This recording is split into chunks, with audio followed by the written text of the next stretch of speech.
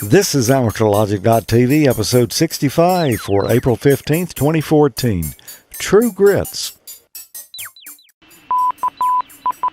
This episode of AmateurLogic.TV is brought to you by Gigaparts.com. Between now and May 31st of 2014, use the promo code ALTV at checkout to receive $10 off your order of an LDG tuner. MFJ, the world leaders in ham radio accessories at mfjenterprises.com. And by Icom, with the next level of innovation and mobility at your fingertips.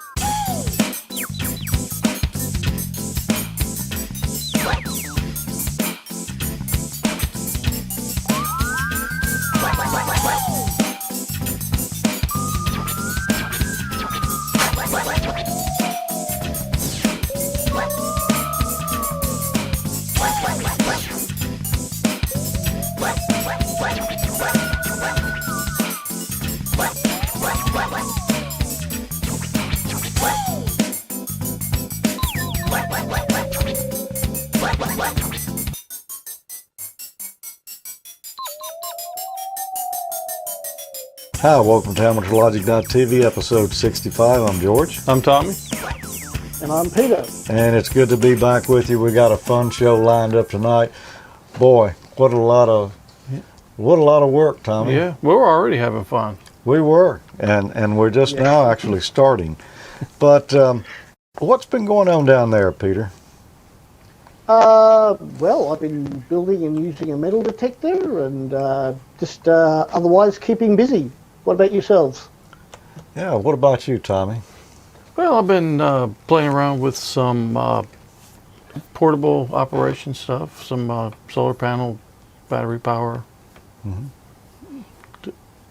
Yeah, stuff like that. Stuff like that. Yeah, and I've been playing around with some stuff too. Actually, well, I'm going to talk a little bit about DX clusters tonight. It's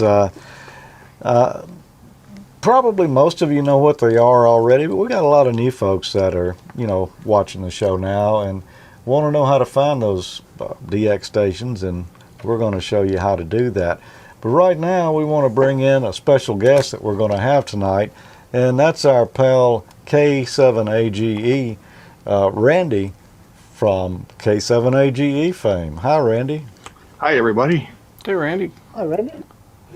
What's been going on out in California? Much?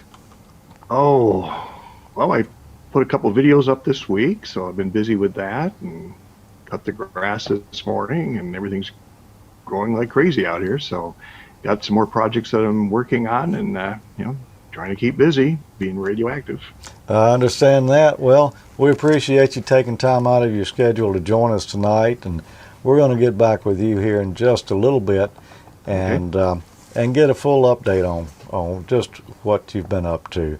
We've got a chat room, so if you're watching live, go to AmateurLogic.TV/chat and join us on the chat room, and if I can ever get the capture typed in again, I'll be there with you too. But Tommy and Peter and I think Randy are watching, and there were a lot of folks in there a while ago.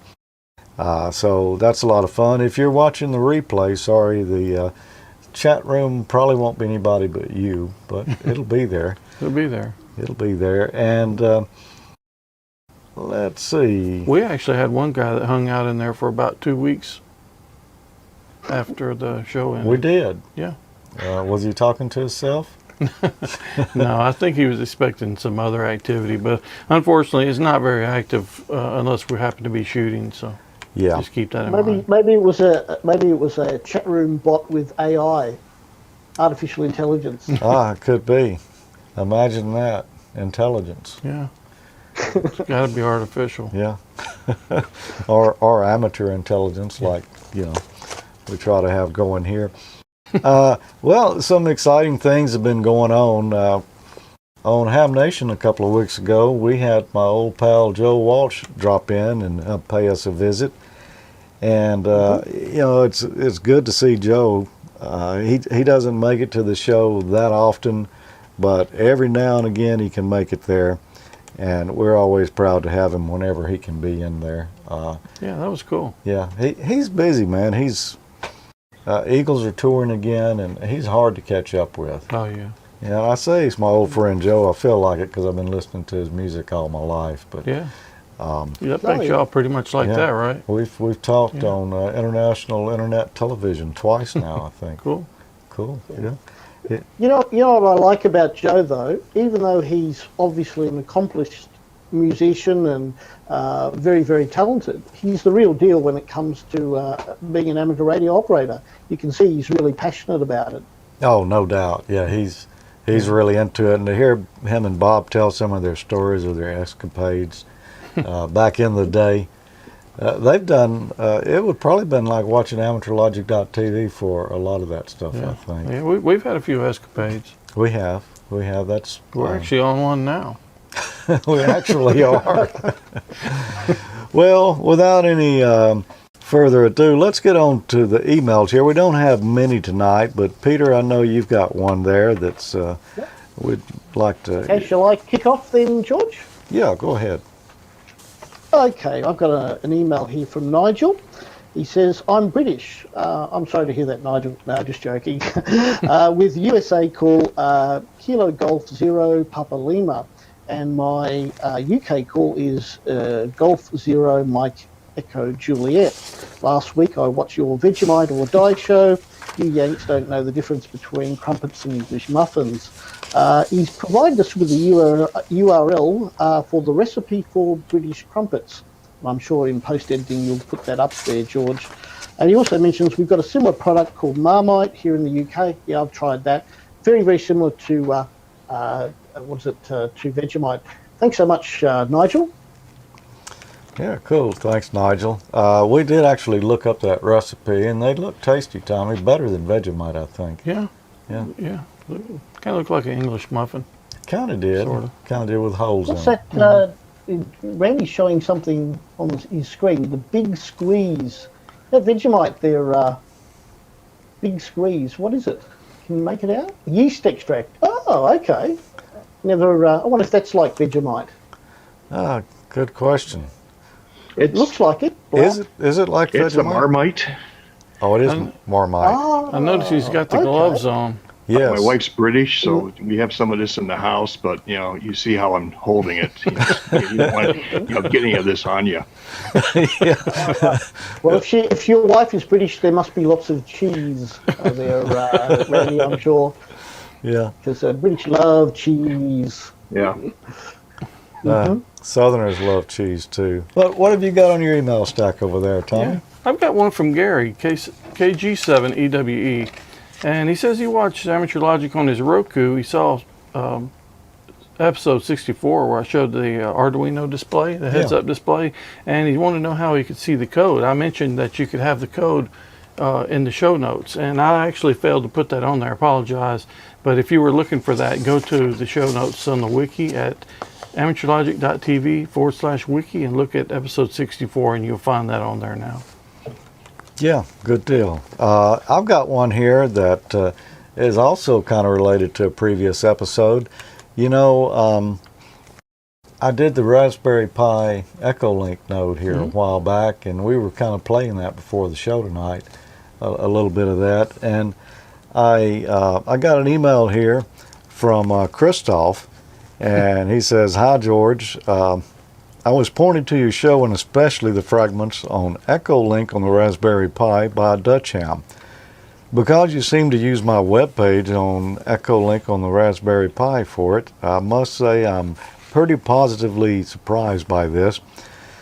While doing the link box on Pi Project, on that particular webpage, he said he hadn't received much feedback about it, and so he kind of put it on the side. Well, he's glad to see that some people are using it now, and we had actually a long email correspondence there. We talked about a lot of different things. Yeah. And he's got some other interesting stuff going on that we might be looking at in the future. Yeah, cool. But let's just talk about one other thing here. You know, we get a lot of posts on Facebook and on Google Plus and around, and people are always digging up stuff out of our history that, you know. And where do they find this stuff? Good question. And Not really sure. What's that? The AmateurLogic technical crew preparing for the next webisode. Yeah, that's pretty much what it looked like in Yeah. here about 20 minutes ago. Yeah, a lot of good comments on there. Did anyone strike your fancy there, yeah, Tommy? there's a couple of them in particular, but I love the one where Ernie said, "Is that a human hand on the lower right side?" And then actually your comment, I actually laughed out loud on that one. Said, "No, that's Tommy's foot." Yeah, and yeah, that was good. What about you, Peter? Any comments you like? I've not read this. This is the first time I've seen this particular post, but looks quite hilarious though. Yeah, the one I liked here came from Brian. He said, "Ham radio, so simple a monkey can do it." Trying to get that rig going there. That's not actually me and Tommy. We called in our assistants to kind of knock that project on out. We had to get the experts in. We did, and you know, you got to do what you got to do sometimes, and they didn't get it going either, so I don't feel bad about it. Not just monkeys, we've been having some other animal problems around here too, and Tommy, I know that you'll remember this particular problem right here, if I can get the switching going right. Oh yeah, my squirrel issue. The squirrel issue. Did you have a comment on there that you thought was? Oh yeah, yeah. You know, they asked about titles for the picture, but Ronnie actually said it gives him an idea about a box of rice checks, a cheap RC car, and some M80s, and detonate them with a cheap Arduino and a micro switch. So you could send that in sort of as a drone, and maybe I could cure my squirrel issue. Maybe you could. That might just do it. Yeah.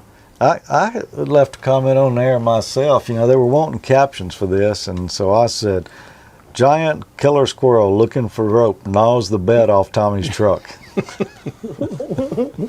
They'll probably get to that next.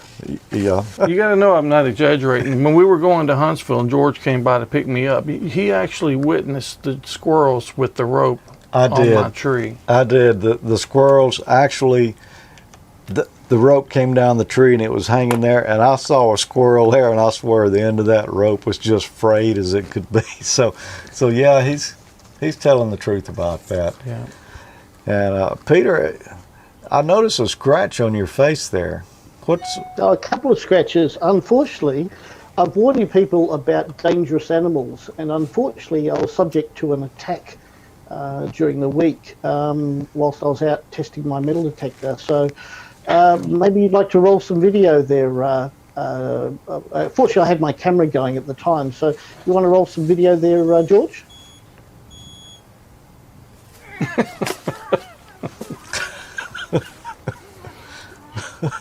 Peter, was that a drop bear? I think it might have been. The ranger came and took it away. Unfortunately, they're a protected species, so I couldn't kill it. But I managed to subdue it, tie it up, and he's taken away to some nearby national park. But unfortunately, I'd run out of Vegemite, and you know, if you don't put the Vegemite behind the ears when you go out, you know, that's what can happen. You know, they looked friendly enough, didn't they, Tommy? Yeah, they did. Yeah, they look Looks can be suspiciously deceiving. like big, soft toy bears, but don't be fooled. They're actually quite vicious. Yeah, he really beat up on you there. Well, let's get on into a little bit of video here. You know, I mentioned a moment ago that I did a little research for DX clusters there just to show some of the new hams what they were about. Let's say you're a new ham, or you just upgraded to HF, and you're wanting to know how can you find the DX stations, and when you do, how do you know where they are? Well, here's the answer. You can use a DX cluster, which were originally called packet clusters. According to Wikipedia, a packet cluster system allows radio operators or shortwave listeners to spot transmitting stations by submitting their call sign and frequency of operation to a computer system which redistributes the information to all other users connected on the system.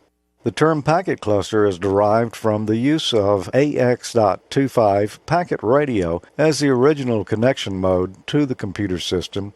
However, today connections are commonly made by Telnet over the Internet. Packet clusters are designed to help radio operators share information so that other stations can find transmitting stations that might be of interest to them. The original packet cluster systems were deployed by members of the Yankee Clipper Contest Club to help their fellow club members improve their contest scores. Packet clusters are not without controversies, and there are two main controversial aspects. Self-spotting is where a competing station sends a spot advertisement of its own operation on the air. Almost all contest sponsors explicitly prohibit this activity in their contest rules, so finding stations that self-spot in a blatant manner is uncommon. Most stations that engage in self-spotting do so by hiding or masquerading their identity as the source of the spot. Another controversial use of the cluster system is known as cheerleading. A cheerleader is used in the context of a station that uses the cluster system to spot one particular other station for the purpose of promoting that station's contest operation and improving its score. Cheerleading is most evident when several cheerleaders promote a single station. Now, we've talked about contesting, but that's not the only use of the DX clusters.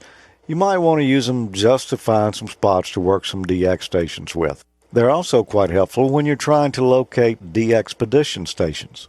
Probably one of the best-known DX cluster sites is DX Summit. There's a lot of information you can gain here. Let's just look at it. I wish that they had a listing across the top here of what each column was, but the first column is the person that is reporting the spot. The second column is the frequency that the station was heard on. The third column is the call sign of the station that was heard. The fourth column is a message that was posted along with the spot. The next column is the time in Universal Time Coordinated when the spot was reported, and then the date, and then the country. So if we look here, we can see that IW8RQA reported hearing W1AW/4 on 28.410 megahertz at 1843 today, and W1AW is in the United States. Now, this right here is just a listing of all the spots that are coming in. Let's say that we were interested in spots on the band we were currently tuned to. We can go to band spots and then just choose that band. I'll choose 20 meters here, 14 megahertz. And here we can see the spots that have been reported recently for that. Now, this is being reloaded every 3 minutes, so we know we're getting the most current spots. So now I could go over to my HF radio and I could tune in one of these frequencies here.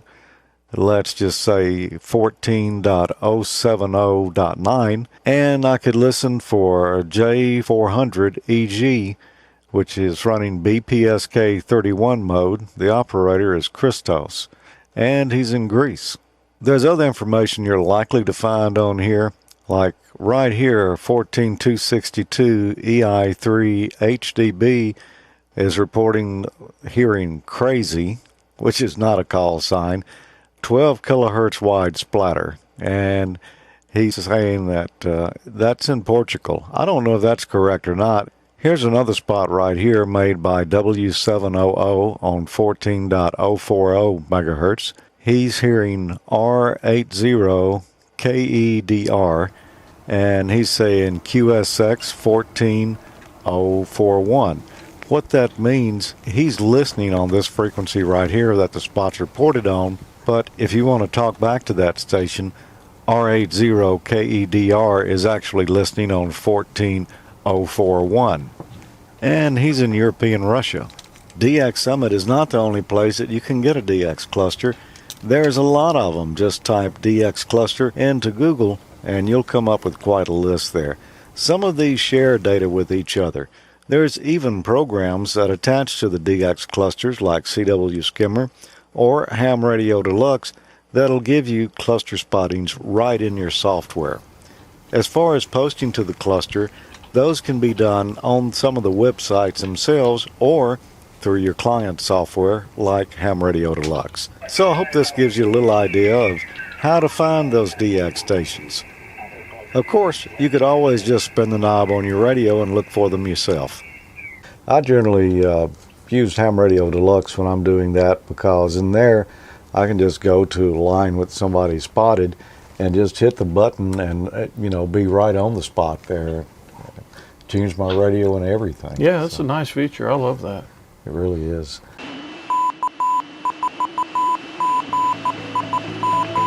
LDG Electronics pioneered the automatic wide-range switched-L tuner in 1995.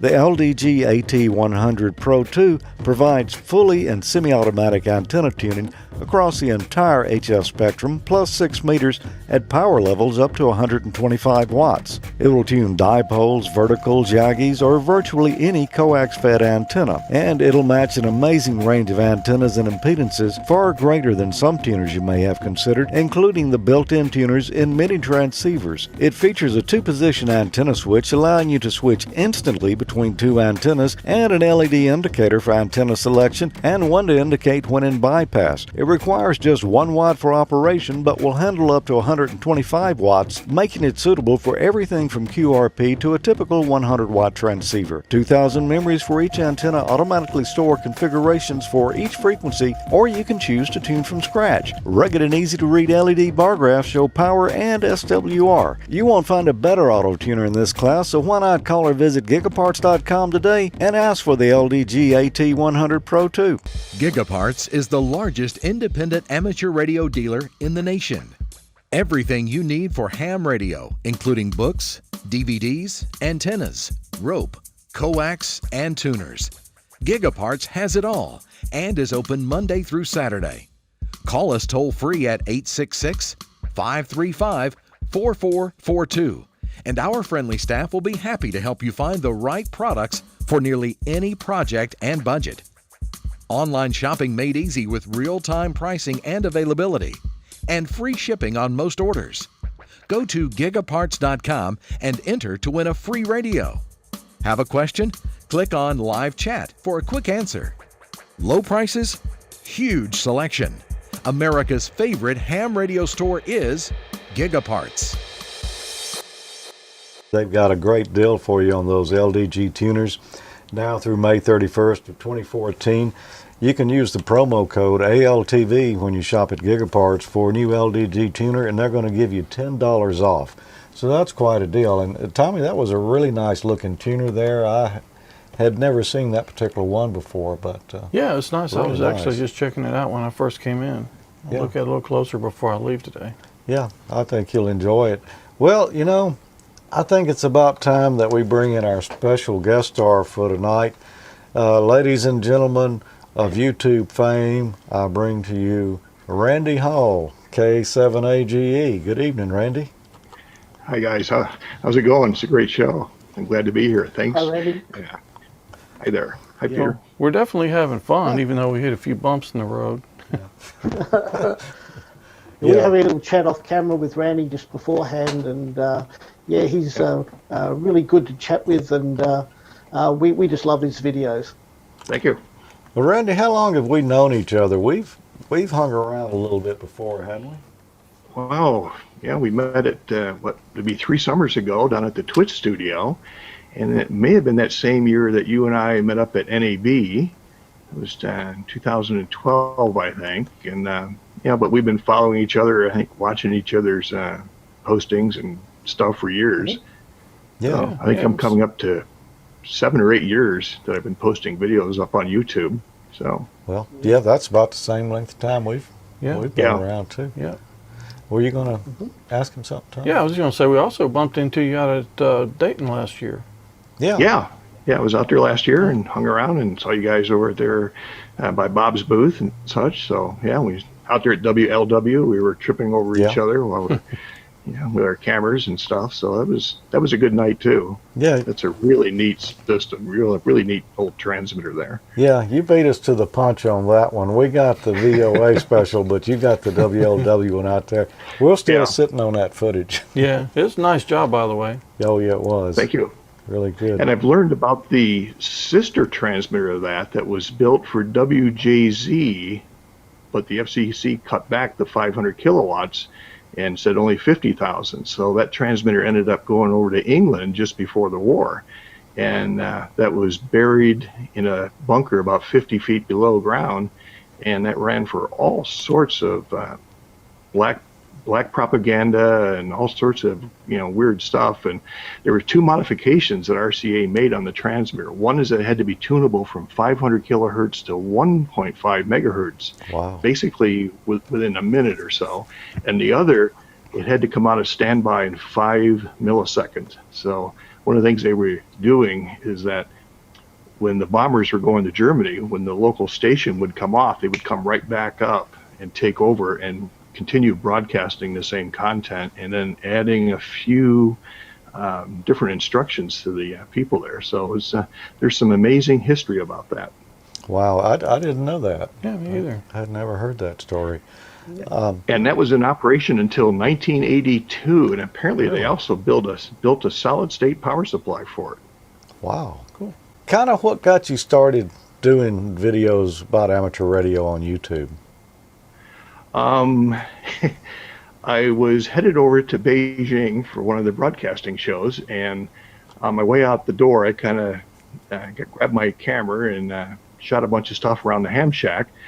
And then one night, when I was wide awake at 3 o'clock in the morning, I plugged the camera into the laptop with a FireWire card, and Media Maker popped up, said, "Would you like to ingest your content?" So it sucked in, and I put together about a 2-3 minute piece about my ham shack tour, and immediately started getting hundreds of views. So then I started doing the videos of me operating, but it's when I started doing the videos of how to do things, especially getting on PSK and some of the satellite stuff, that that it just took off. So hams like to see hams doing things, and the little project stuff, and how to learn, and learn something new and try a new mode and such. So that's kind of how it started. Yeah, just you just kind of threw it out there, and I don't guess you really expected how many views you were going to get when you first did it. No. What would be the So most popular video that you've done, Randy, in terms of views?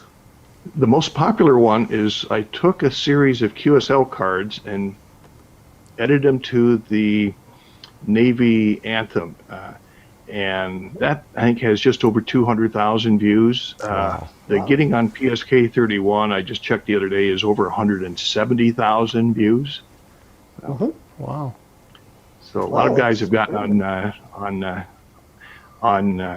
PSK from watching the videos. And I just posted a new one this week about using an iPad and just placing the iPad near the radio and using the iPad's microphone by the radio speaker, and also receiving PSK. And I've gotten many requests to do a transmitting version of that, which I plan on doing. Yeah, that'll be interesting. I've done the receiving PSK with iPad before, but I haven't done the transmitting. I didn't build the cable up and never got that far with it. Have you actually tried it yet, or is that a work in progress? Yeah, I have to put a cable together and try that out. I've ordered a little keyboard so I have something to type on besides the screen. But then the other thing I've been playing with is 2-meter FM slow scan television. And there's a net in Sacramento that gets on Wednesday nights, and I've been on there twice now, and there's like 6-7 guys get on, and they go for 2-3 hours, sending pictures. So I've actually built up a little SSTV camera. This is from Argent Data, and I put it in an Altoids box here, and this, I have a cable that plugs into an HT, and I plug it into my Icom V80, and take the lens cap off here, and the red button is it's not a PTT, it's a PTTP, so it's push to take picture button. And I also use another HD to receive the pictures on an iPhone or an iPad, as well as transmitting SSTV pictures from the camera in the iPhone or the iPad. So something I've been playing on, so there'll probably be some videos about this soon. I guess putting that thing in the Altoids tin just really upped the credibility there, didn't it? I actually saw a picture, I think, on Google Plus of his Outdoors 10 collection. I think he could probably spare one or two of them. I got a collection. Yeah, I think too. I spelled out my call sign in the driveway with them. Oh, wow. Just out of interest, Randy, what when you're transmitting SSTV on 2 meters, what particular method are you using? Using Scotty 1 or what particular format? That little camera supports Scotty 1 and 2 and Robot 36 and 72. The iPhone and iPad app has a whole series of different modes, but typically here, Scotty and I forget which one is the 70-second versus the one that's closer to 2 minutes. I did notice, one night when I was playing around here, doing a lot of testing in the shack with the V80, that the antenna actually got warm at 5 watts. So you got to kind of watch out your duty cycle with this stuff. Yeah. Oh, yeah. I saw you did another video there on just recently on homemade quarter wave antennas, and I pulled out my slide rule here, and I'm ready to follow along. And Yeah, well, I have it here, and like I was mentioning during the setup, I've had cataract surgery, so I don't have glasses that work, but this is the pair that seems to work when I use the slide rule here. So look at it with this, and now I'm able to read it. So. there is no connector; they run off solar. Oh, so Solar, yeah. There's no batteries. There's no red button. So, awesome. so I always try and put something at the end of the videos to kind of entice people to watch all the way through to the end. And a lot of times it's bloopers, but this last time I just, I had I bought this a couple weeks ago from a guy, so I thought, let me see if I can figure out the length here with a slide rule. So, yeah, I did. I've practically forgotten how to use mine. It's been so long. I noticed you had a duck on the credits at the end of it too. Is there a money slot in that duck like we see on some other shows, or? No. It's just the rubber ducky. That's what the duck is about. The rubber the mascot. Yeah. The rubber ducky antenna. Does that one get hot? I don't know. It's probably roasted. Probably roasted. Yeah. Well, what's next? What you told us, transmitting with the iPad on PSK. Have you got any other thoughts or some other things that you're wanting to do? Well, I've got to do another one. So, my Getting on 2 Meter FM series, I used the Icom V80. Which one's which here? That's this one here is the V80. Got a lot of leg here, and I also had the Icom dual band version. So I'm going to do a video and show the comparison between the two. So I got to work on that here during the next month or so. So how many handy talkies do you have? I may have to buy another one to catch up. I think, I don't know, I posted a picture up on Google Plus before I got the T70 there, and I think it's about 8 or 10. I even have, this is an old classic here, a standard. Oh yeah. I actually, had one of these when I was in college, five channels, and this was the hot thing back in. Yeah, those were good to pick up girls. Yeah. They serve as a nice. I don't think so. A nice defensive weapon too. Yeah. Randy, why don't you hang around a while? We got to do a few more things here and take some videos and all, but we're going to try to have a little chat room session at the end here, and we'd like you, if you can, just to hang around a little bit, and we'll get you back in here. And I'm sure there's some folks out there that got some questions for you. Oh, I'm sure. Yeah. Okay. Thanks again for being with us. And, Randy, he's been doing this as long as we have, Tommy. And I'm sure he's got a lot of war stories that, we'll get together and compare off camera here. Yeah. And we've probably already done a few of them. Oh, yeah. I've been watching his videos since we got started myself. So. Yeah. Oh, well, thanks for having me on. It's been great fun tonight. Well, thanks, Randy, and we'll get you back here in just a few minutes after we do a few other things here. And boy, what a body of work there! And if you haven't checked them out yet, go to YouTube, do a search for K7AGE, and you'll find more stuff than you can watch in one sitting. let's talk about a couple of things. You know, we had an ad by Gigaparts earlier. Tommy, you and I were just at Gigaparts. Yeah, they had a ham radio day. That was a lot of fun. That was a lot of fun, and we shot a lot of good video over there. And we're not going to play any of that in this show, but when can the viewers check that out? You should see that posted in about 2 weeks. About 2 weeks, yeah. Around the 30th then, or the 31st. Well, we do have one little tidbit here, though, from that adventure, and you don't remember that guy? What, the one in the sweater? Peter, the one that was there just a second ago. I don't either. He's just always sneaking in. But who was it? Mike that captured this? Somebody captured this off the. That had to be Mike. Yeah, off the W5KUB live web stream they had going over at Gigaparts. He captioned it quite appropriately there. I don't remember the exact wording of it, but it was something about Tom and Tommy having a slapdown over a Heil PR22 microphone there. You can see they both have a death grip on it. Tommy was not giving an inch. I wasn't giving it up. And that was actually my mic in there. You can see fingerprints on it now. Of course, they gripped it and deformed the metal a little bit.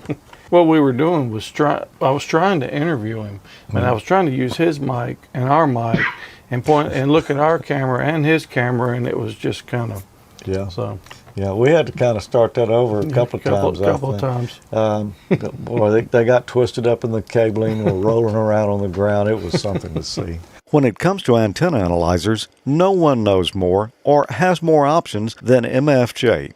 The new MFJ 223 breaks the size barrier for RF analyzers by delivering user-friendly convenience, top-notch accuracy, and a vivid TFT multicolor display in an ultra-compact package. Although small in size, the MFJ 223 is loaded with a great selection of single-frequency and swept-frequency VNA functions. Use the single-frequency mode to view standing wave ratio, resistance, reactance, and local interference level simultaneously on a high-resolution analog bar graph display. High-accuracy numerical values for SWR, resistance, reactance, and impedance magnitude appear on the same display. This mode also allows you to use the analyzer as a precision signal generator. Use the scan frequency mode to graphically plot SWR, resistance, reactance, and impedance. All four plots are captured as a sequence of sharply defined color graphics. Simply toggle through each screen for the complete visual analysis. A tunable marker on each screen calls up precise numerical values for SWR, resistance, reactance, and impedance at any point along the plot. And there's internal memory. Turn off the unit and the last measurement will be there when you turn it on again. The MFJ 223 is continuously tunable from 0.5 to 60 MHz with 100 Hz resolution and a wide range of tuning steps and scan widths for shaping your plots. The advanced DDS stimulus generator delivers rock-solid stability, smooth skip-free tuning, and a powerful +5 dBm test signal that overrides most strong local interference. There's even a built-in field strength indicator to warn when high interference levels are present. And you can forget about swapping out dead batteries. The unit's long-running lithium polymer power source is built right in. Simply connect to any available USB port on your computer or USB wall charger to recharge. Learn more about the MFJ 223 Vector Impedance Antenna Analyzer by visiting mfjenterprises.com today. You know, Tommy, that is a nice analyzer. I meant to bring it back here and have it on the desk tonight to let you look at it. Yeah, that's cool. I love the display on it. Yeah, tiny little thing. And now I'm not sure which one I like the best. They've got three analyzers that, I've looked at 4 or 5 recently, but there's 3 that really tickle my fancy, and that one just made itself onto the list. Oh yeah, man, they got a really broad range of antenna analyzers now. Yeah, boy, yeah. I'm very impressed with the design of that. They've really gone up a notch with that particular product. Yeah, they still make a lot of different designs. They've still got new designs based on the older ones, plus these new ones that they've just come out with, the graphic ones. And each has got its place. Some do particular tasks better than others, but they all will measure your antenna hands down. No problems at all. You used one here just this past week, I guess, didn't you, Tommy? Yeah, I did for my segment. Yeah. It's a 269. Oh, you can go UHF then. Yeah. And I used this on my making the quarter wave ground plane antenna. I showed, going across the whole 2-meter spectrum, and it was under, I think, 1.5. So basically, just cut the antenna and it works. This kit is relatively easy to build, and I'm absolutely sure that many of you out there will want to build this, because it's not only a great kit to build, it's very, very practical, and it will save you literally hundreds of dollars. So here we go. Let's get straight into it this month. You're down the beach and you want to find coins, rings and other metal objects. Your coin detector, however, doesn't work well in wet sand. That's because it uses VLF, or very low frequency. What you need is what we call a pulse induction metal detector, which works kind of a little bit like radar. We won't go into the technical side of it today, but suffice to say it sends out pulses that create short-term magnetic fields which decay, and then the circuitry measures the rate of decay. If there's a metal object nearby, the rate of decay will be altered. So a pulse induction metal detector, bought new, can easily cost you in excess of $800 US. Ouch! What do? Well, the good news is you can actually buy a kit from the UK, which will cost you about $60 US, to build your own pulse induction metal detector. How cool is that? And I have, and this is it. Let me just show you. There we go. And there's my coil at the end. Let's switch it on and give it a try. 50-cent coin.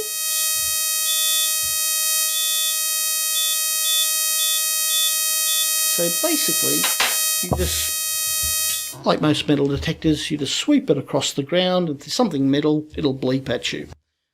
Now you say, Peter, that's great. I want to build one of those. And I'm sure many of you out there will want to build one of these. But I know deep down that you want more. And so I'm going to give you more this month.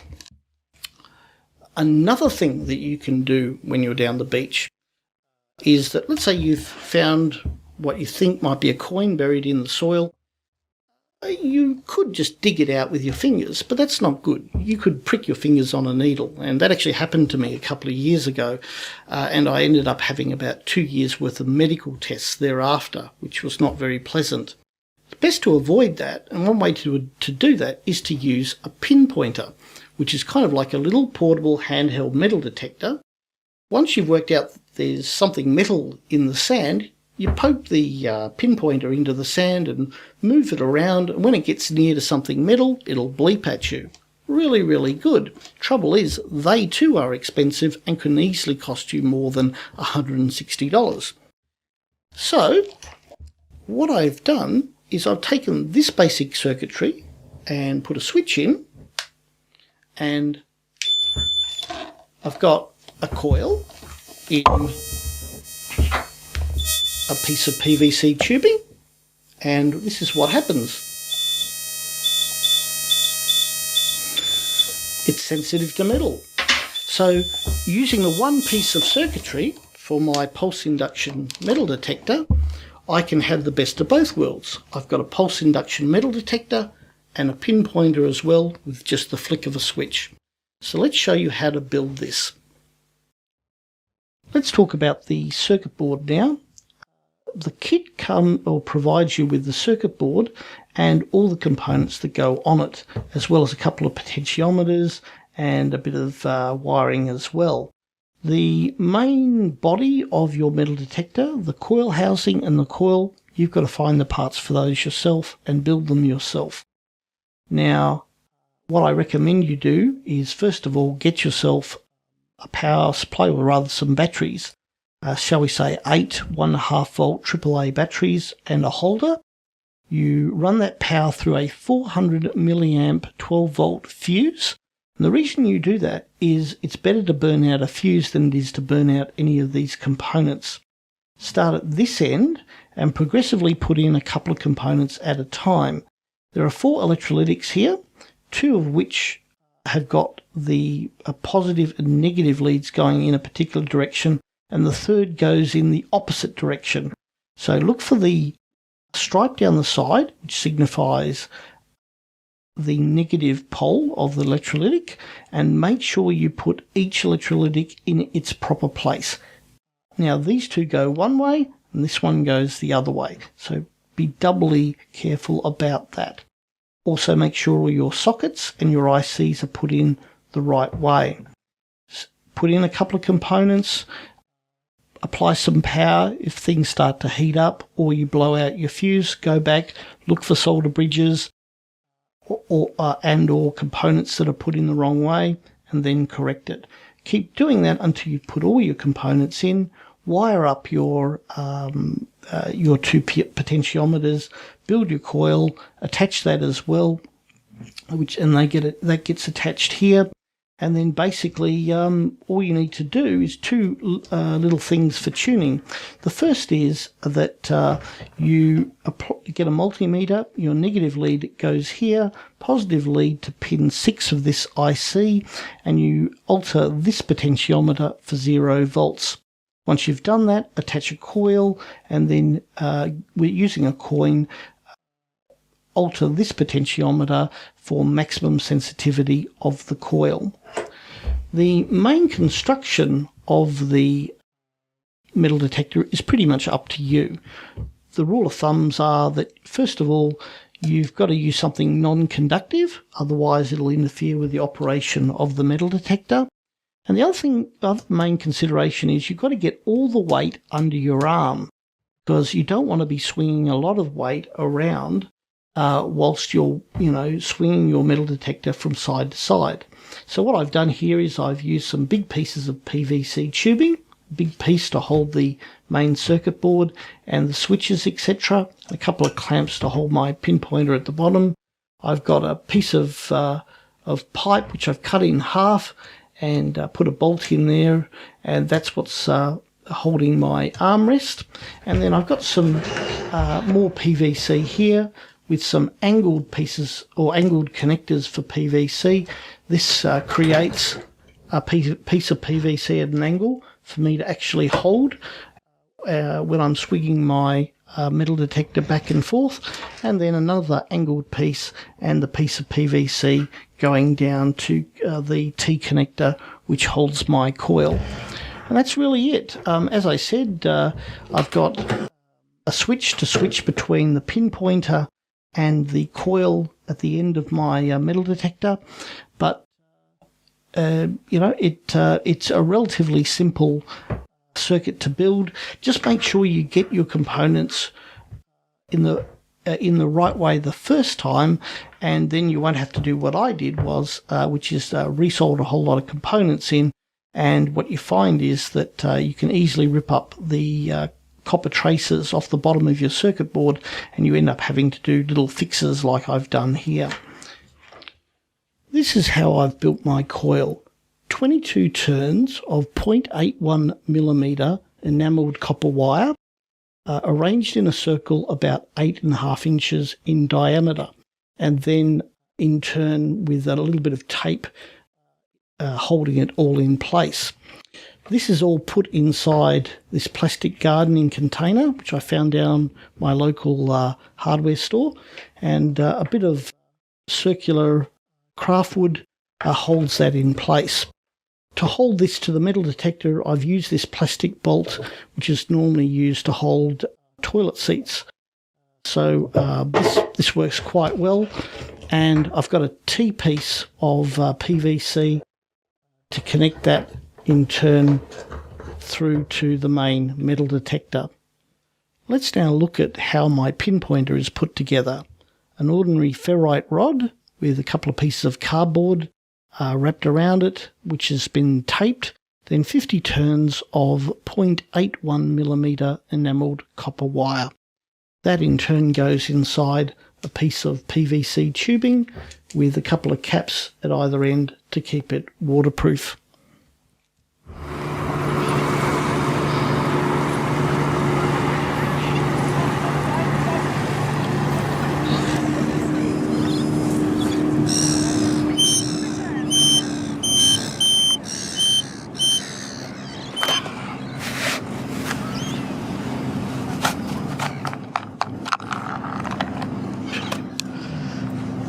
bottle top.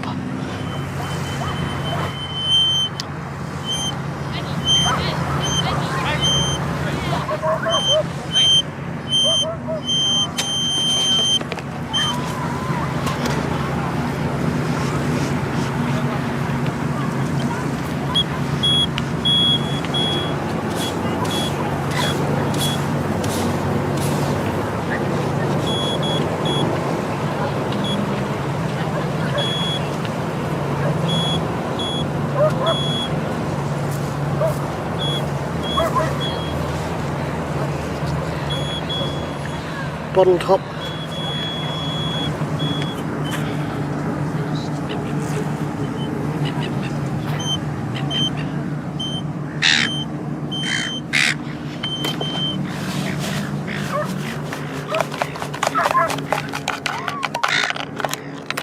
Aha! Treasure.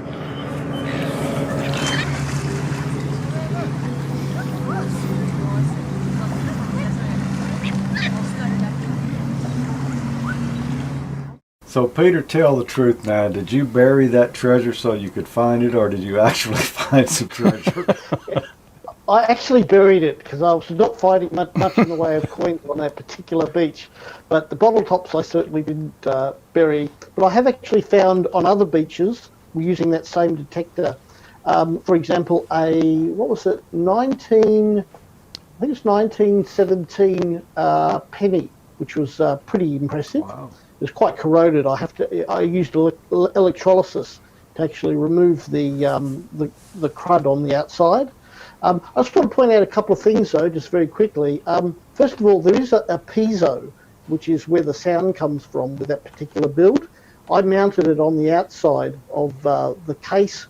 If you put it on the inside, it muffles the sound a bit. So if you're building it, you could have a bit of an issue there. But look, it's a great project, and I really encourage people to go and do it. I had a lot of fun making it, and it's a lot of fun hunting around for coins. And one of these days, I'll find a nice big ring, which would be great. Yeah, that'll pay for it right there. That was really cool. I like that. A headphone jack would probably be a cool option for it. Yeah. Yep. We'll add that in later. Yep. I kind of remember one on Gilligan's Island. The professor did. Made out of bamboo? Coconuts. Yeah, bamboo and coconuts or something like that. I don't expect he found much either, Peter. But, I guess if you hit the right place, you could really come up with some stuff. Oh, yeah, there's lots of videos. If you go onto YouTube, you'll see lots of videos of people detecting on beaches. And there's actually a bit of a science to it about knowing which parts of the beach to look at, and particularly there's been a big storm. Apparently, it washes away some of the sand, and you're more likely to find rings and coins and things immediately after. Cool. It seems pretty sensitive. Yeah, it did. Yeah, it'll detect pulse induction metal detectors like that will detect to say about 30 centimeters or up to 30 centimeters, depending on the size of the metal and the particular type of the metal. That's pretty good. I had a coin detector before, and it could only do half that distance. 30 centimeters. That's about 20 feet, isn't it, Tom? It's about like that. It's 12 inches. 12 inches. Okay. Yep. Here.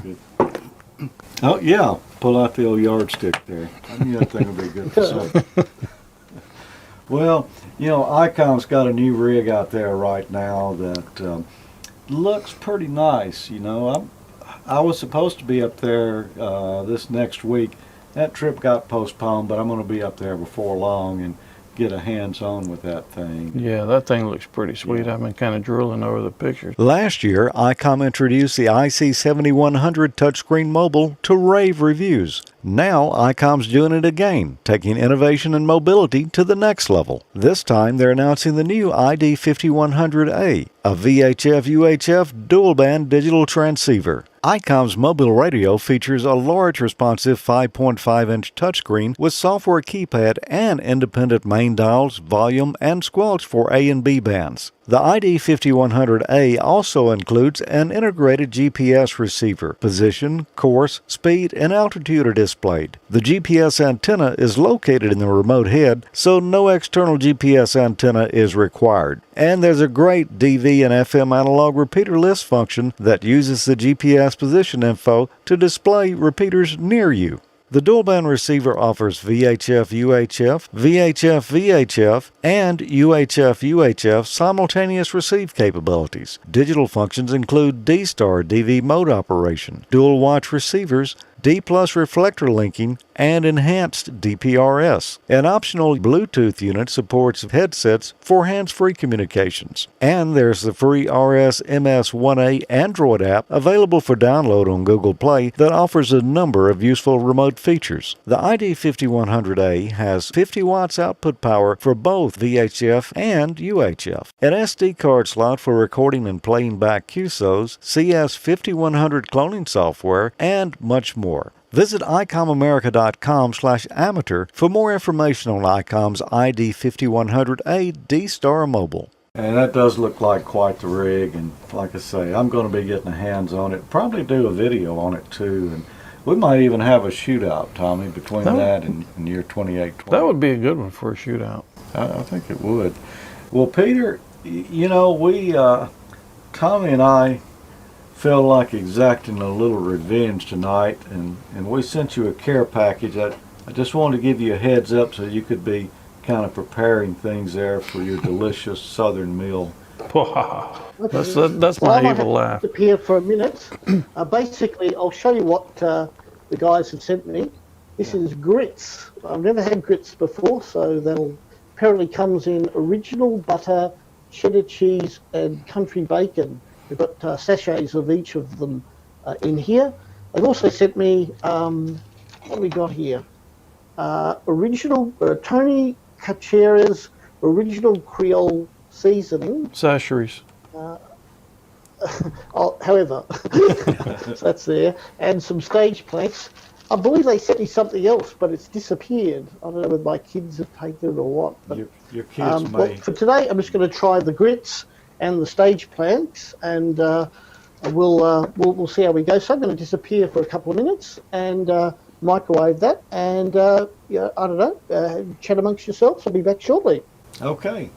Well, this is going to be fun, Tommy. I don't feel like we're going to get complete revenge with grits. No. But A nice spoonful of that Tony Sasheries, though. do you think that would do it? No. Well, what have you been doing this month? What have you got to show us? And you know, field day is right around the corner, and I've got some new gear that I haven't really had a chance to play with, so I took it out and tried it out and see how my field day experience was going to be. So I thought I'd bring a few thousand of my closest friends along with me. Today's a Mississippi QSO party, and I thought it'd be a great time to test out some of my gear I've got for field day. It's March, and field day is only a few months away. So I thought I'd get the MFJ big ear out and put that together. If you watch the Dayton show from last year, you'll see that I got a foldable solar panel from there, and I actually really haven't had much of a chance to use it. So I'm going to put that together today, and we're going to go over it really close. And I'm going to set my radio up here, and we're going to see if we can make a few contacts for the QSO party today. First of all, let's get the antenna put together. I've already got the tripod for it set up here. It's pretty easy to set up. The antenna, I'm really excited about trying this out. There's only a few parts of it, as you can see. Got the two radials, the coil, and then the base of it, I guess you would call it, that ties it all together and attaches it to the mount. So let's get started. We don't have a lot of time. First of all, we'll put the base on the mast so we can attach the other items without them hitting the ground. It's a little breezy out here today, so this is going to be an interesting experiment.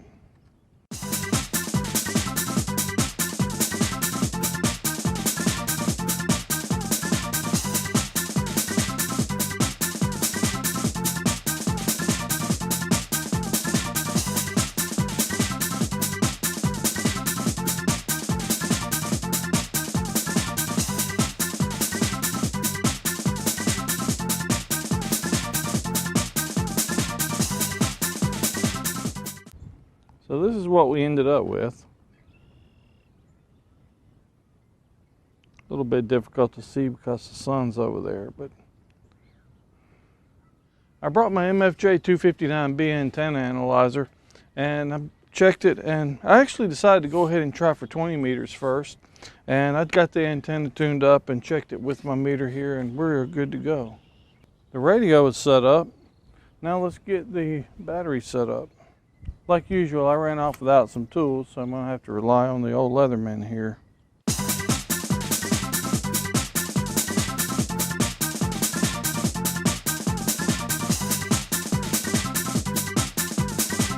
I'm gonna hook up the solar panel now. I'm kind of excited to try this out. I got this one at Dayton last year, like I said. It's a 60-watt panel, and as far as I know, that's the only place that you can get them at a discount. They do sell off Amazon.com, and I think they have some dealers probably as well. But they take a bunch of these to the Hamfest for guys like us, and usually the only thing that's wrong with them is something with the stitching or something minor. I don't think there's anything electrically wrong with any of them. So check them out if you go to Dayton this year. They're pretty cool stuff. They got a lot of different sizes, different types and everything. But anyway, let's take a look at it. It's got a connector on it, a generic connector. It's almost like the one that hooks up your headlight to your car. But anyway, it also comes with a lot of adapters to connect to it. So we've got a regulator, charging controller rather, that will hook up to keep it from overcharging our battery and keep the voltage from flowing backwards into the solar panel, I'm sure. But it has that same connector. We'll hook that up. And then to hook it up to my battery, today I'm going to use this one. It's got one that's got huge alligator clips. And then that hooks up to the other side of the controller, and that's what will actually charge the battery. I also have one that's got Anderson power poles on it, and if I was smart, I would have made myself a nice adapter to hook it up to the battery with some little ring terminal connectors and things like that. But probably by field day, I'll have something like that made. And then it also has a cigarette lighter adapter, so you could plug your cell phone charger, car charger right into that and right into the panel and not have to have a battery and charge from that. So that's really cool stuff. Let's get it hooked up.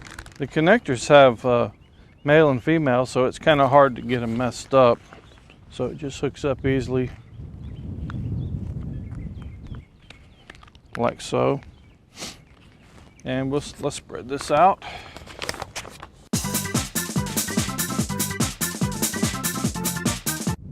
Let's hook up the cable that goes to the battery. Okay, and I need to slide it over into the sun just a little better.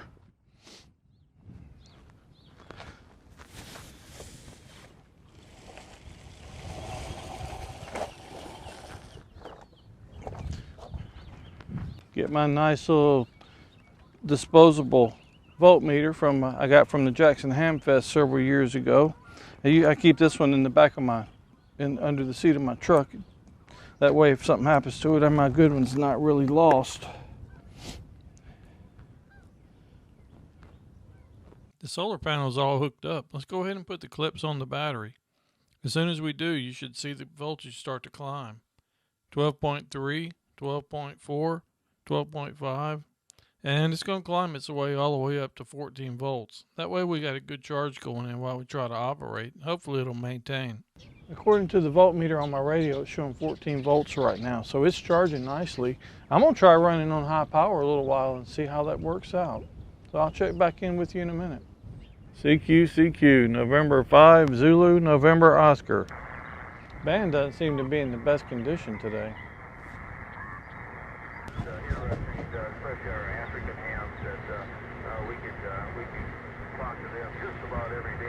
Well, this has been a lot of fun. I've been out here about 3 hours. That's about all the time I could spare today, unfortunately. But I got to try out all my gear. I love the big ear antenna from MFJ. That thing is awesome. It's so easy to set up. I had some problem because of the wind, so I let it down to make it more stable. I just didn't want it to flip over on me. And it's held up really well. As far as the solar panel, I couldn't be happier with that either. That thing is great. Just a note, if you want to get the most out of your solar panel, kind of angle it so the sun's rays hit it directly and you'll get the most voltage out of it. A little note, if you use a solar panel, be sure to have a good charge controller on there. So if you've got a small battery, mine's considered fairly small. And if you've got a small battery, you don't want to overcharge it and fry your battery. That charge controller is going to help your battery have a good life. If you don't use one, make sure you got a load on it, because that 60-watt panel pumps out quite a bit of current to keep the battery charged and can easily overcharge it. But it's great stuff. Again, they'll be at Dayton this year. Go check out their booth. It's Power Film is the brand name, and you can get some more information on the website right here. Anyway, this stuff's great. I'm going to have it all packed up and ready for field day, and hopefully I'll talk to some of you guys then. 73. Well, Tommy, you finally tried out that Power Film deal there. What'd you think? That thing is great, man. Between that and the $20 battery I got from the Hamfest this year in Jackson, I ran about 3 hours. And the bands weren't real good, so I didn't make quite as many contacts as I'd hoped. But I called CQ till I was blue in the face. But anyway, I made about a dozen or so, and when I was packing up, I wasn't thinking, and I left the solar panel hooked up to the battery for about 20 minutes when I got finished. And I got home and checked the voltage in, and the battery was fully charged. Cool. So it works really good. So I'm gonna try it out at field day and just see exactly how long I can get out of it. Yeah. But I expect I'll get most of the day. Yeah. We'll have to see. We're going to try to do field day this year, aren't we? Yeah, well, that's the plan. Of That's course, the we plan. planned it last year. It didn't work out, Yeah. but we need to. Yeah, I was actually in NASA and couldn't break away for it Yeah, myself. well, you got to go where you're needed. Yeah, I reckon so. Well, before we go to this next segment here, I'm just thinking about it now, so I want to mention it. You see these stylish T-shirts that Tommy and I are wearing here. You can get these at Go, Peter. You're looking good. You're looking good today, Peter. Peter's got. Is that the jacket or sweatshirt? Yeah. Is that the sweatshirt, Peter? Yeah. Yes. This is the sweatshirt. That's Okay. right. Yeah, it looks No, good. long sleeves. If you want one, go to is it AmateurLogic.Spreadshirt.com? Spreadshirt.com. There's Yeah. also a link on our webpage. Yeah, and we've got other stuff in there too besides just the T-shirts. We've got nice little jackets and Yeah, there's some caps. There's quite a few things. I'm actually in the process of putting some golf shirts on, so probably by the time you see this show or shortly after, there'll be some new golf shirts out there. yeah. Well, it looks like Peter is raring to go here, and Tommy, it is time for the Vegemite revenge. Has he already ate all of the grits? I don't know. He's licking his lips. No, pretty no, no, hard. no, no. I've prepared it per the instructions, microwaved it. I've used water. You can use apparently milk, half a cup of water with a sachet. And no, I've never ever tried any of this before. So looks like basically a corn porridge. So let's give it a try. And this is grits, by the way, for you Yankees who may not have tried this. We're fixing to get an opinion from an Australian on good Southern It's not grits. bad actually. So which one This did is, you do? Did you do? This is basically like eating porridge. So is this It's not bad at all. the cheese or the original, or what flavor did you choose? Oh, this is the butter. No, the butter. butter. And, Okay. Yeah, it's not bad at all. Mm. Yeah. Some Yankees will put sugar on their grits, but that's just blasphemy. Yeah, I figured he would like them, but I'm a little bit disappointed. It's not much of a revenge. No, it's not a revenge at all. He seems to be enjoying it. Randy, Well, have you ever had grits before? No. Never had grits? No. You don't sound like Peter's convincing you. this is good. Mm. Now, I think I stayed away from those during my visits to the South. Yeah. Oh, it's good. It's a delicacy. Of It course, is good. Mm. Peter's just trying the instant grits here. You can buy them that aren't instant. It Yeah. takes just a little bit longer to cook. I don't. I've gotten used to the instant ones now, and I actually prefer them over the. Oh, he's already into Original. the stage planks. Okay. Look at the stage planks. Yeah. That's right. Now This is no Tim Tam.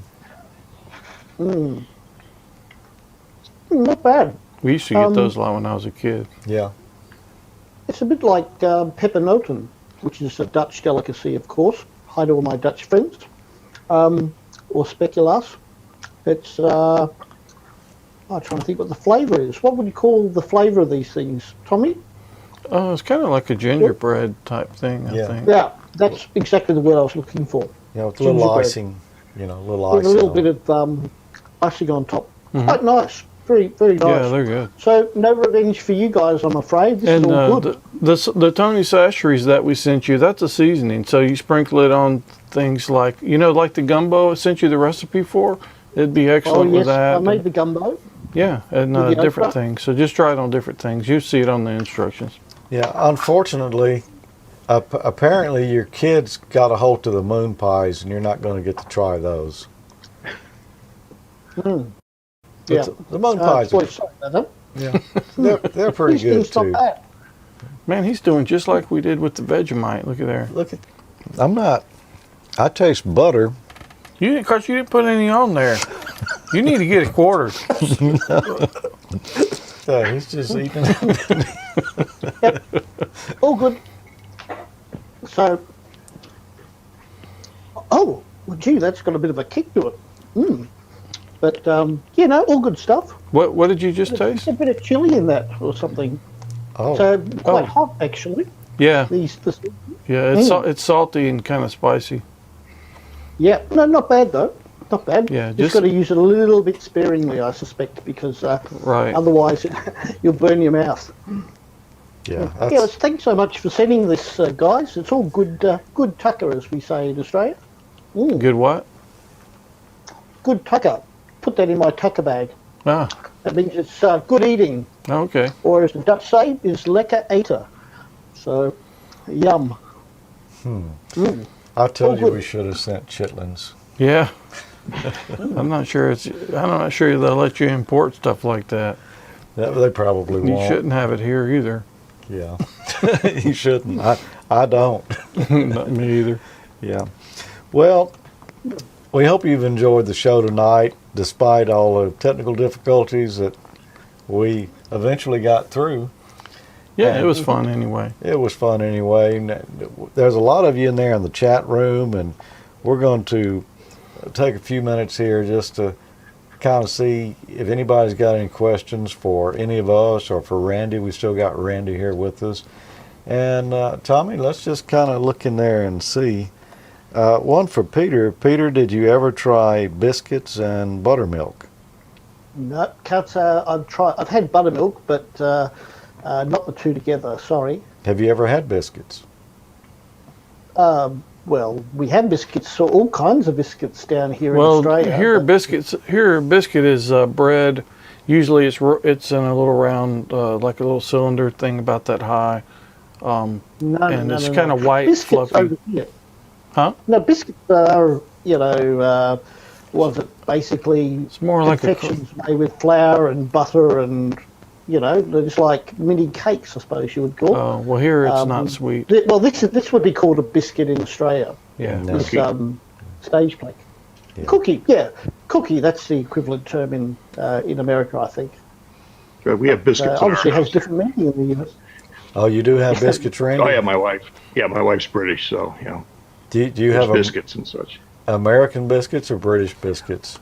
Both. I like biscuits and gravy. That's good breakfast for you. Yeah. Oh, that's what Biscuits I'm are talking about. A question here for Randy.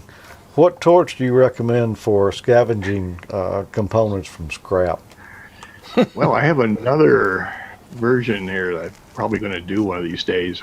I've watched these videos where the guys take the Fresnel lenses out of the big old HT rear projection sets and focus the sun through there. So my brother-in-law was driving down the street in LA one day and saw an old junker set sitting by the curb. So he pulled over and his wife says, "What are you doing?" He says, "I'm taking the front of the TV apart for Randy." Have you ever, on an old CRT, flipped it over and when you're going to throw it away, flip over the back and pull off the cap with the pins there and break the little seal on No. the rear to discharge it? No, never done that. No. Boy, you've seen the Hunt's, I believe it was Hunt's ketchup commercials long ago where they sucked tomato down into a bottle Yeah. with a vacuum. It's one heck of a vacuum on a CRT. Huh. It really makes a big sucking sound. I'm not seeing any other questions in here right now. People are commenting about biscuits and strawberries and Yeah, fried. making me hungry. Arnie's talking about fried green tomatoes, and he's Swedish. Yeah, you talking my language there, Arnie. Yeah, but we've kind of adopted him down here. He's been here long enough. He's honorary. Yeah, we actually saw him out at Gigapart's Ham Radio Day also. We see him about everywhere we go. Yeah. I got another question here from our friend Mike, VE3MIC, and he says, ever discharge a P2 anode connector on a large CRT? Yes, but don't do it with your tongue.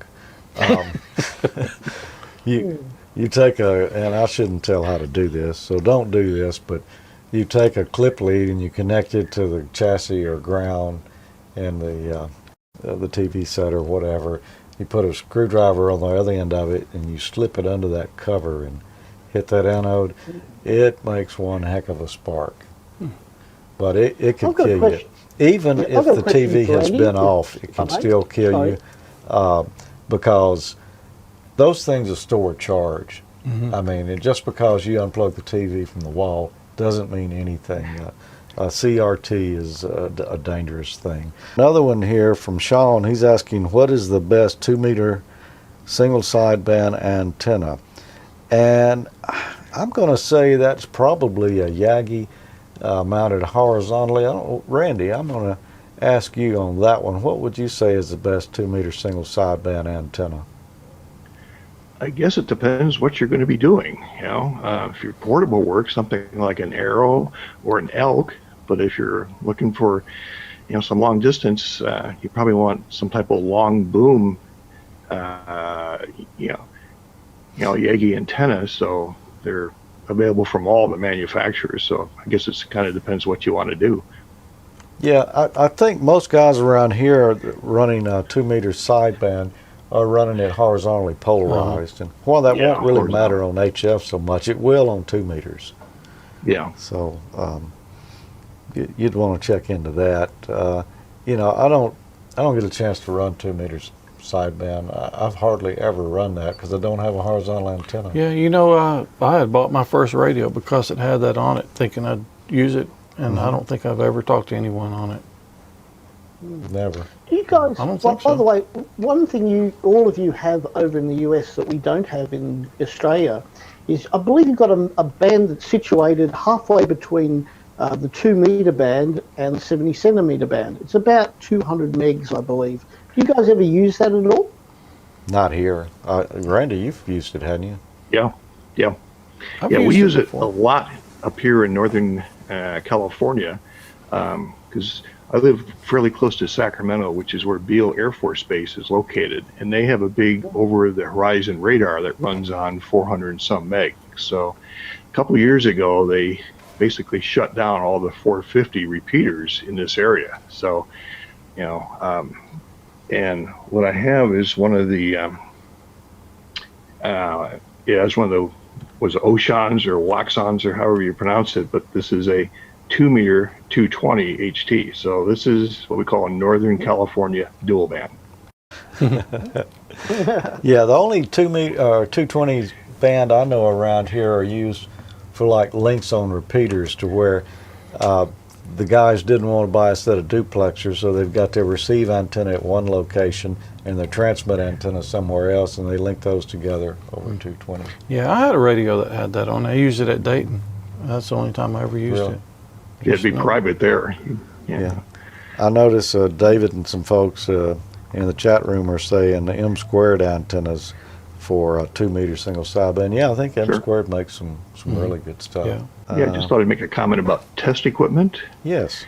Back when I got started in all this, back in the early 70s, when I was in college, my ham mentor back then, he and I built a repeater, and he said, invest in good test equipment. It'll last you your lifetime. So, back in the 70s, I first picked up my Simpson 230 VOM and a bird watt meter, and those things still work great today, just as they did, 40 years ago now. So, so it's nice to have some good gear in your shack, but it's handy too to have those $10 multimeters just thrown in your toolbox for the time you need it. And if it drops and breaks, you just get another one.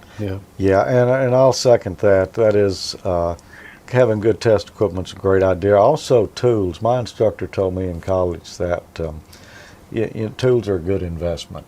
Yeah, you can't have too many. No. No. Especially if you're a ham.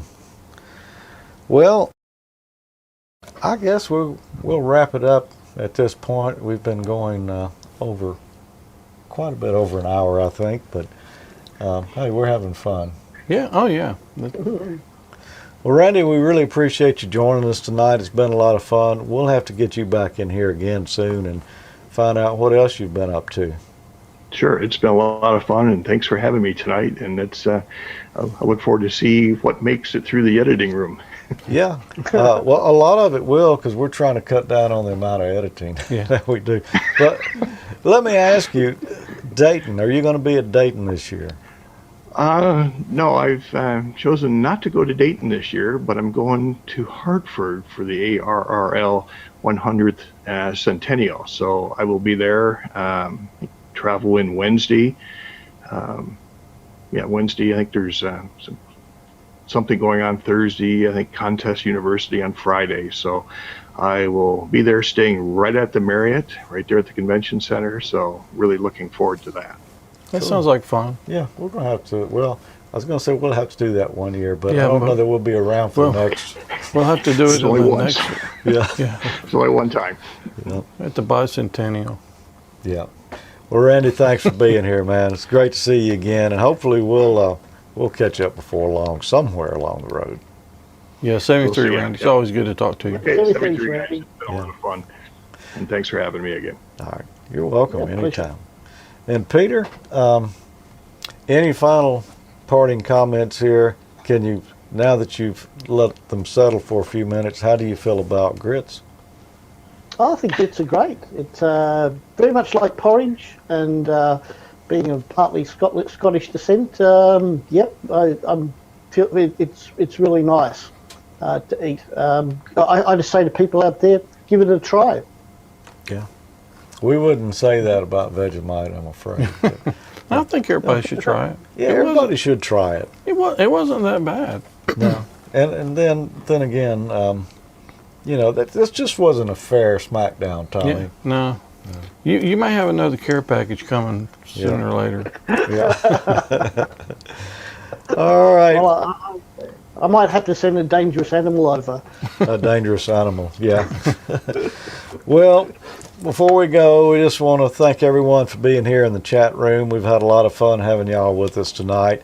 Mentioned a couple other things. The EchoLink Net is generally on the third Monday of each month. I don't know if it'll be the third, It's but going to be the 21st. the I know that. And you actually looked it up this time. Well, I actually see Dave in the chat room, and he said it's going to the 21st, so that's when it's going to be. So it's not March 17th like the lower third I forgot to update says? No, but yeah, don't pay any attention to that. Yeah. Let's mention our social networking too, Tommy. Where can people learn more about Amateur Logic? Well, we're on Facebook. We got a pretty active Facebook group for sure. Yeah, it's facebook.com/group/AmateurLogic.TV. Yeah. We're also on Twitter, Twitter, at that's right. AmateurLogic, and we're also on Google Plus. Yeah, and And I can't really see I what the can't really see URL that is, either. but it's right there. it's right there on the screen. And also the show note wiki, AmateurLogic.TV/wiki. Our buddy Dan does that for us, does a good job of posting the links and stuff that we feed him, and occasionally we forget to feed him one. Yeah. Well, I usually go put my own show notes on, or the code on there, but Dan always does a great job on the wiki, and much appreciated, Dan, for sure. We've enjoyed everyone. We hope you'll be back here with us around the 15th of next month. We'll be posting when it's going to be. Tell your mom and them to tune in. We appreciate all the viewers we can get, and certainly we've been getting, more and more as time goes on. Yeah, steady growing. So keep spreading the word. And spread the love. All right, Tommy. And thanks again. Thanks again for Randy coming on, and I hope maybe we can also get some other special guests in the future. It's really nice to have guests in that just add something to the show, and certainly Randy has today. Yeah. Okay, Tommy, I think it's time to wrap it up. Sing the theme song. All right, I'm gonna wrap.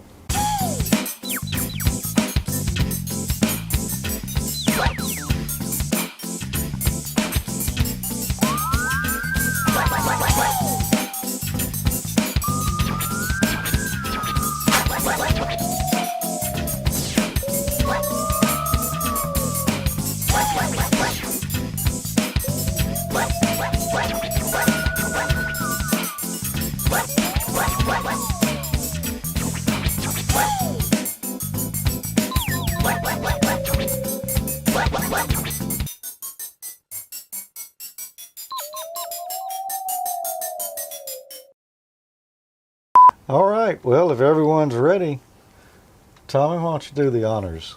Why don't you undo the honors there?